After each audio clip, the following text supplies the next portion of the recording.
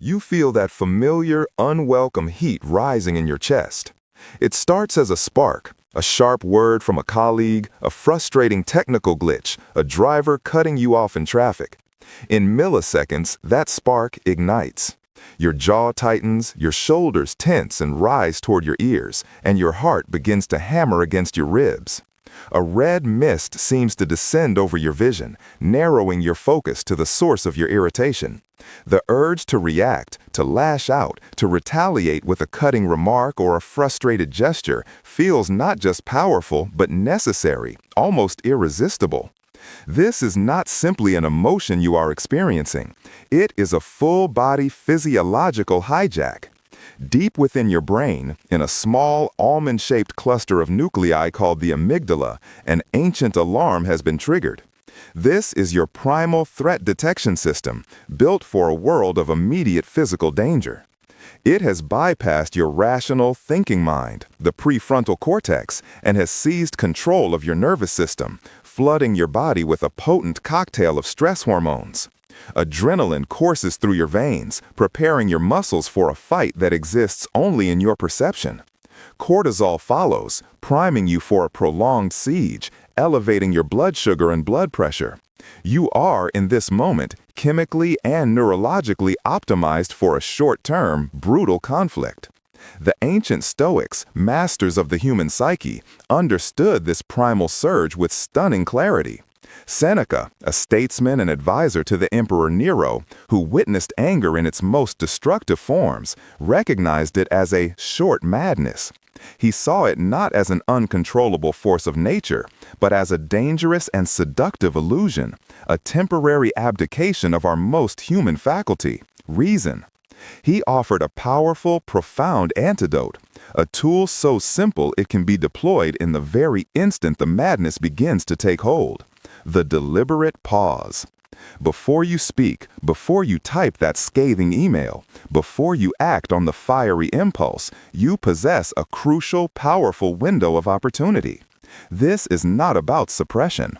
Pushing anger down, pretending it isn't there, is like holding a beach ball underwater. It will eventually erupt with even greater force. This is about observation. It is about creating a vital, sacred gap between the external stimulus and your internal response. Within that gap lies your freedom, your power, and your peace. Your micro method for today, the first step in reclaiming this power, is the 5-second anger triage. The next time you feel that familiar flash of anger, that initial spark, your mission is to interrupt the automatic chain reaction. Instead of immediately engaging with the feeling or the external trigger, you will do two things. First, take a single, slow, deliberate breath. Inhale through your nose for a count of 5, feeling your diaphragm expand, and then exhale slowly through your mouth or nose. This is not just a calming gesture. It is a direct physiological intervention. Deep diaphragmatic breathing stimulates the vagus nerve, a critical component of your parasympathetic nervous system, your body's innate braking system. This action sends a signal to your brain that the immediate threat has passed, beginning to counteract the flood of adrenaline and cortisol. It is a manual override for your fight-or-flight response. During this brief 5-second pause, as you breathe, you will ask yourself two precise questions.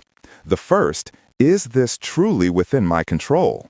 This question is the cornerstone of Stoic practice, drawing on Epictetus's dichotomy of control. The traffic, the comment, the technical failure, these are external events. They are not yours. What is yours?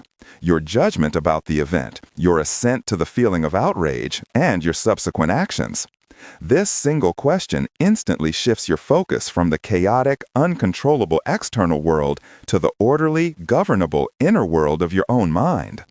The second question, what would wisdom dictate here? This question is an explicit invitation for your prefrontal cortex to come back online. You are asking your higher self, your inner sage, to take the helm. You are moving from a state of primal reaction to one of conscious, value-driven deliberation. Wisdom rarely dictates a screaming match or a resentful tirade. Wisdom favors effectiveness, composure, and long-term well-being. This tiny intervention, lasting no more than a few seconds, is a neurological game-changer.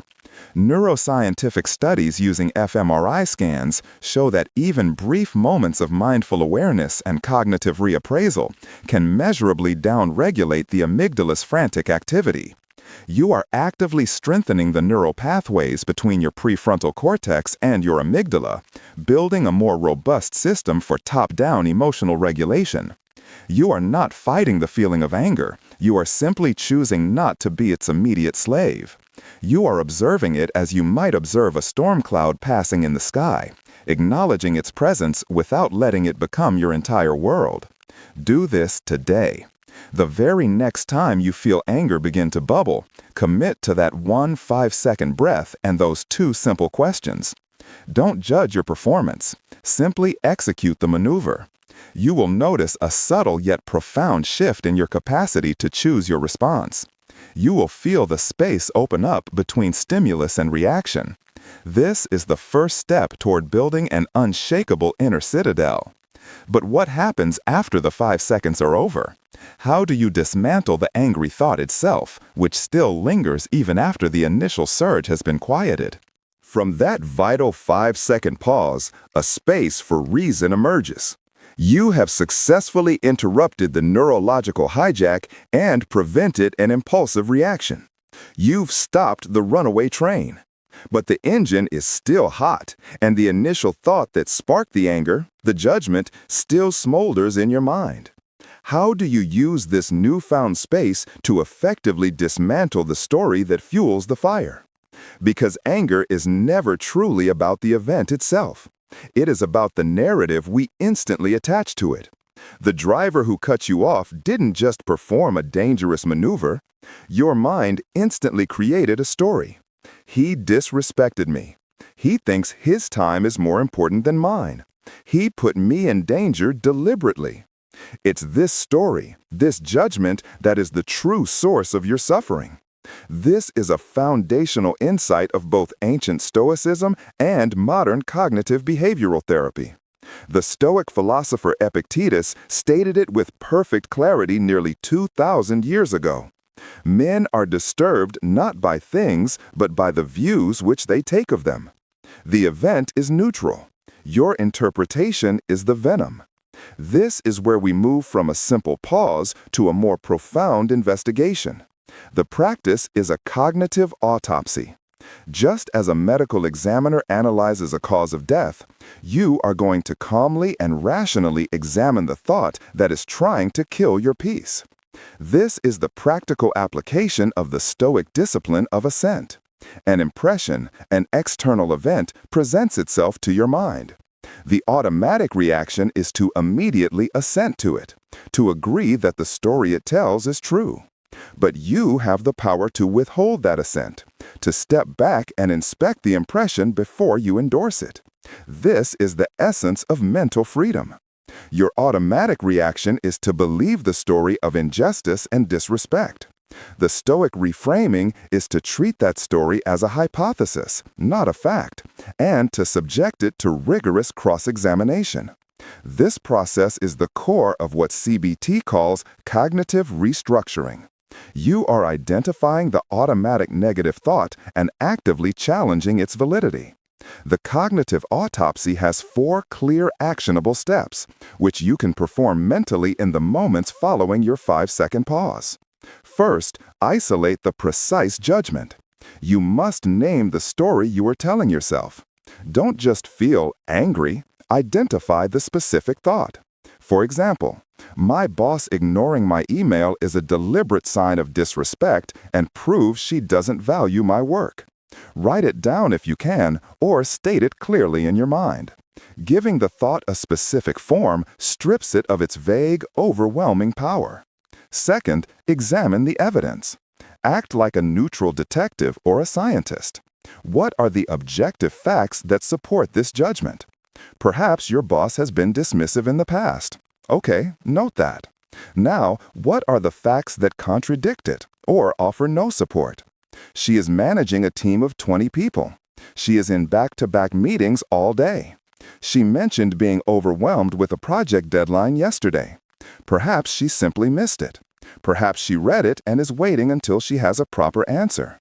The initial angry judgment rarely survives an impartial weighing of the evidence.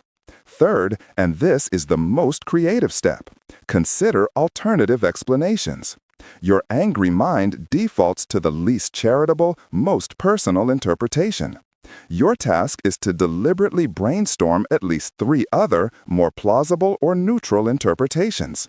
1. She is swamped and practicing email triage, dealing only with the most urgent fires. 2. She is dealing with a private personal issue that is consuming all her mental bandwidth. 3. The email was poorly worded and she isn't sure how to respond. This practice of generating alternatives actively breaks the cognitive tunnel vision that anger creates. It forces your brain to see possibilities beyond the personal insult, which immediately diffuses the emotional charge. Fourth, assess the cost of the belief. Ask yourself a simple, pragmatic question. What is the emotional, relational, and practical cost of holding on to this initial belief that I was disrespected? The answer is almost always a cascade of negatives. Prolonged stress, simmering resentment, a damaged working relationship, and a clouded mind that is less effective at problem solving.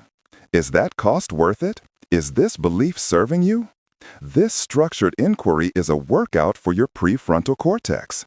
Specifically, it engages the dorsolateral prefrontal cortex, the part of your brain responsible for rational analysis, planning, and emotional regulation.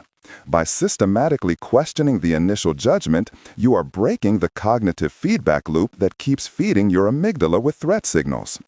Over time, as you practice this, you begin to achieve what neuroscientists call neuroplasticity. You are physically rewiring your brain. The automatic pathway from trigger to outrage becomes weaker, while a new, more deliberate pathway from trigger to curiosity to calm analysis becomes stronger and more myelinated. You are not just managing anger in the moment, you are changing the very structure of your mind to be less susceptible to it in the future. The payoff is immense, a transition from being a prisoner of your emotional narratives to becoming their editor. You respond to reality, not to the distorted and painful fictions your anger wants you to believe. Your practice today is to build upon the pause. The next time you use the 5-second anger triage, immediately follow it by identifying the single judgment fueling the fire. Ask yourself, what is the story I'm telling myself right now? This question is the key that unlocks the door to the cognitive autopsy. It is the beginning of true self-mastery. But how do we evolve from merely reacting well in a crisis to building a mind that is so resilient, so well prepared, that crises barely register as disturbances at all? How do we make this strength a default state? Moving from a reactive defense to a proactive strength is the essence of the Stoic path. The 5-second triage is your emergency brake. The cognitive autopsy is your toolkit for roadside repairs. Now, let's build a vehicle with a stronger frame, better suspension, and more resilient armor, so that you need to use these emergency measures less and less often.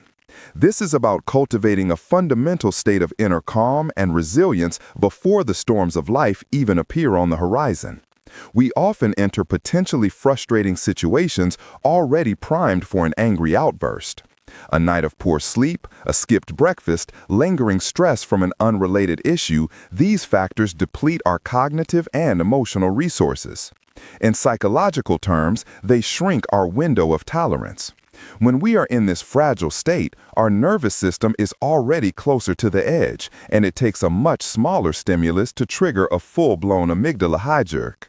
The Stoics understood that true strength isn't just about how you handle adversity, but how you prepare for it in times of peace. The Roman philosopher Seneca provides us with the perfect model for this proactive training. Each evening, before sleep, he would conduct a personal review of his day. He would ask himself, what ailment have I cured today? What fault have I resisted? Where have I shown improvement? This was not an exercise in self-flagellation or guilt. It was a calm, objective audit of his actions designed to foster conscious, iterative self-improvement. It was about learning from the day's data to better prepare his soul for the challenges of the next. We can adapt this powerful practice into a forward-looking morning ritual, a way to forge your inner shield before you even step onto the battlefield of the day. This is a gentle application of the Stoic practice of premeditation of adversities. It's not about morbidly dwelling on potential disasters, but about calmly and strategically preparing your mind for the inevitable friction of human interaction. This practice is the proactive resilience ritual, and it takes just 5 minutes in the morning. Find a quiet moment before the day's chaos begins. First, with your eyes closed, simply visualize the day ahead. See the meetings, the commute, the conversations, the tasks on your to-do list. Second, gently anticipate the likely friction points. Where might you encounter frustration? A difficult conversation with a family member? A meeting with that colleague who always interrupts? The inevitable traffic jam on your way to work? Don't catastrophize. Simply identify these potential triggers with the detached curiosity of a strategist mapping a terrain. Third, and this is the crucial step, mentally rehearse your virtuous response. For each potential friction point you identified, visualize yourself executing your Stoic training perfectly. See the trigger event occur.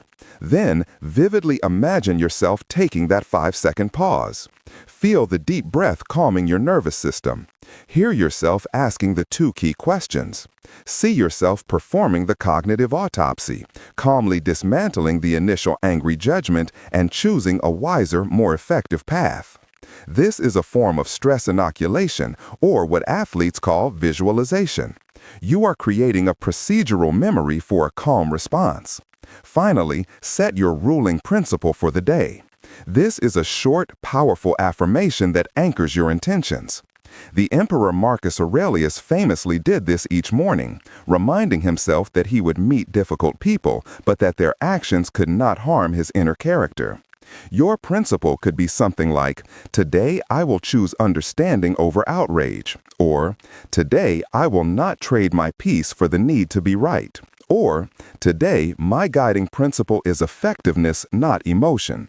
This statement acts as your philosophical North Star throughout the day, a constant reminder of the person you are choosing to be. The neuroscience behind this practice is compelling. By mentally rehearsing a desired behavior, you are activating the same neural circuits that are used during the actual behavior. You are creating and strengthening a cognitive schema, a mental blueprint for a calm and reasoned response. You are literally carving the neural pathways for resilience. When the real-life trigger event occurs later in the day, your brain doesn't have to invent a new response under the duress of an amygdala hijack. It can default to the calm, effective pathway you've already paved in the quiet of the morning. This dramatically reduces the cognitive load in a stressful moment, making the desired response feel more natural and automatic. Over time, this daily practice strengthens the functional connectivity between your prefrontal cortex and your amygdala, giving you superior top-down control over your emotional state. The long-term payoff is profound. You gradually shift from being a person who is constantly managing anger to a person who is fundamentally less prone to it. You are no longer just a firefighter rushing to put out emotional blazes. You have become the architect of a fireproof mind. Your practice today is simple yet transformative. Take 3 to 5 minutes this evening to plan for tomorrow, or do it first thing in the morning. Identify just one potential frustration for the coming day. Mentally rehearse your calm, chosen Stoic response. Set your ruling principle. This is how you build the citadel of your mind, brick by brick, day by day. You don't wait for the hurricane to hit to learn how to build a shelter. You build it every day, in the quiet moments of preparation, so that when the winds of fortune inevitably blow, you remain unshaken, centered, and in serene control of the one thing that truly matters, your own mind.